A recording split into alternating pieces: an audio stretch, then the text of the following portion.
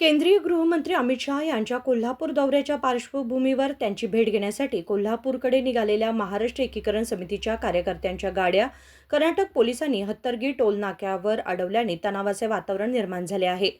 या कारवाईच्या निषेधार्थ समितीच्या नेत्यांनी आणि कार्यकर्त्यांनी टोल नाक्याजवळ महामार्गावरच ठिय्या आंदोलन सुरू केले.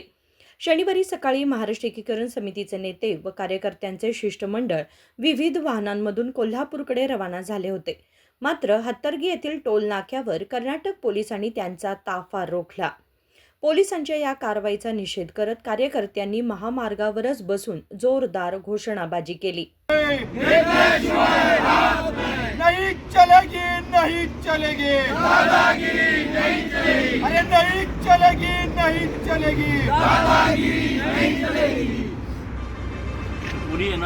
उपलब्ध माहितीनुसार सुरक्षेच्या कारणास्तव कोल्हापूर जिल्हाधिकाऱ्यांनी बेळगाव जिल्हा प्रशासनाला सूचना दिल्यानंतर ही कारवाई करण्यात आली.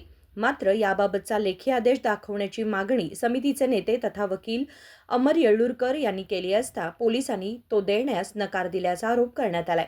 सीमा प्रश्नासंदर्भात केंद्रीय गृहमंत्री अमित शहा यांची भेट घेऊन बेळगावसह सीमा भागातील मराठी भाषिकांना न्याय मिळावा या मागणीसाठी समितीचे शिष्टमंडळ कोल्हापूरला जाणार होते. यासाठी कोल्हापूर जिल्हा प्रशासनाकडे भेटीची वेळ मागण्यात आली होती.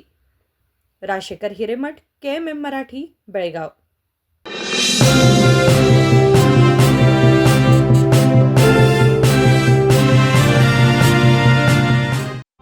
ಜಗಮಗ ಜಗಮಗ ಹೊಳೆಯುವ ಕಣ್ಣುಗಳು ಹೃದಯದಿ ಹರುಷದ ಅಲೆಗಳು